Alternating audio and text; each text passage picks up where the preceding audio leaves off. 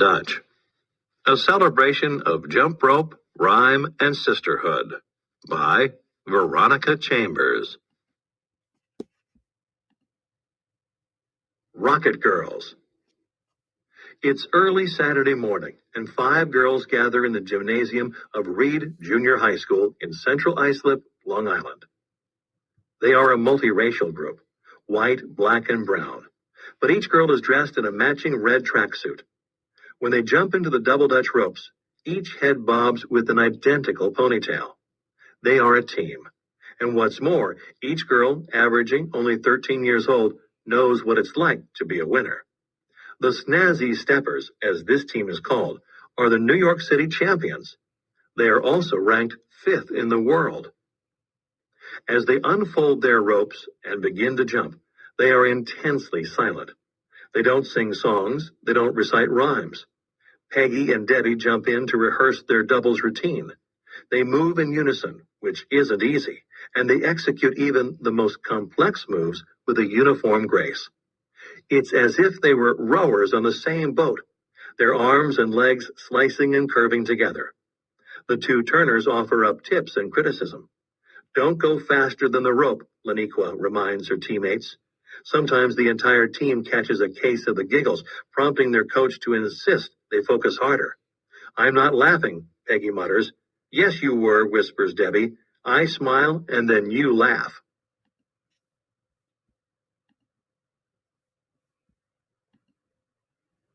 In the ropes, it seems that the steppers defy gravity. They do handstands and backflips. They bend to touch their feet and kick their legs as high as Radio City Rockettes. But they are something even better. They are astronauts of the asphalt, rocket girls limited only by their imagination and their unbelievably limber athletic bodies.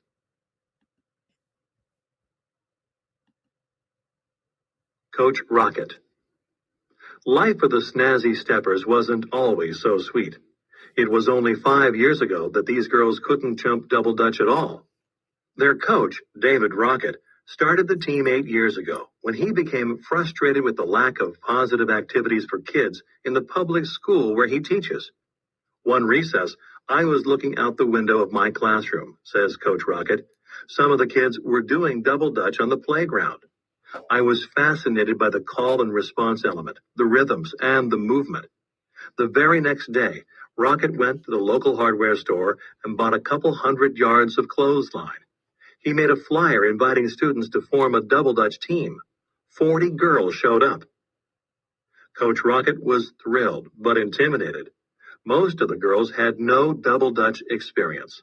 He'd have to teach them, but first, he had to learn himself. No small feat for a 40-something white guy from the burbs. But Coach Rocket was determined to see his girls fly. He visited other schools and playgrounds, asking kids for lessons. He studied books about jump rope and scanned the internet for competition tips and news. In just a few short months, he had mastered the game. Coach Rocket even wrote a song to help teach his girls how to jump. My name is Franny. I'm the rainbow frog. Inside the ropes, I'm a double Dutch star.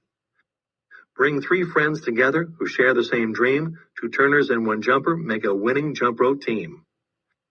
Let's start with 2 ropes. Turners hold the ends. Don't drop the ropes or you'll have to start again. Bend your knees slightly with your feet set apart. Spin those ropes round and round. You're off to a good start. Can you imagine an egg beater as it spins round and round? That's how the ropes look as they slap on the ground. Come gather around, friends. We're going to have some fun, singing and jumping double Dutch. Coach Rocket taught the girls all he knew, and then they attended their first competition in Harlem.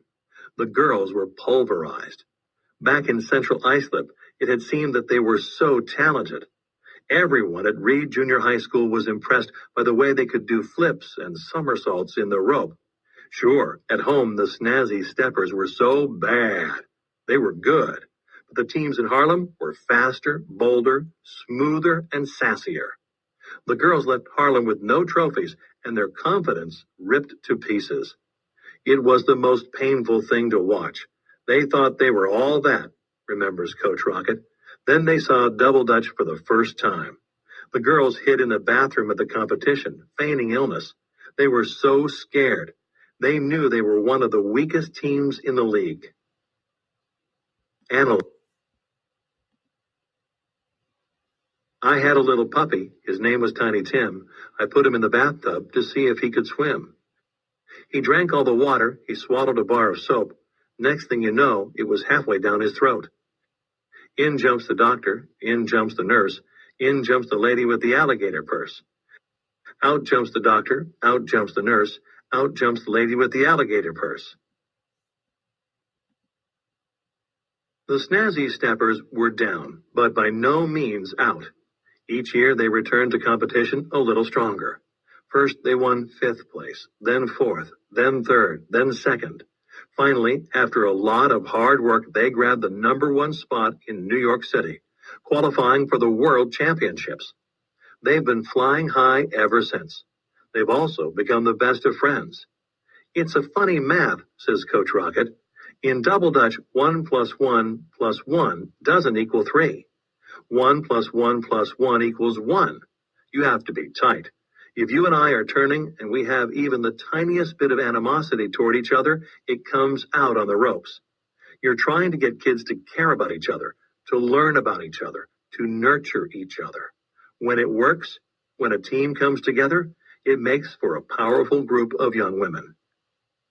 Each of the Snazzy Steppers has her favorite element of competition. Speed is my favorite thing, the challenge of it, says Debbie. Freestyle, it's where you get to express yourself, says Erica. My favorite thing is the trophies, says Caitlin. My best moment was when I learned the karate kick when I was in the 3rd grade. It's such an easy trick, but it was my first trick. The first time I ever showed some style in the rope, says Peggy. I'm the only girl on the team who came in knowing street double dutch. It's different from competitive jumping. In street rope, you jump long and fast. In competition, you're slowing down the rope so you can catch the trick. It was almost harder than learning from scratch. My style had to change, says Laniqua.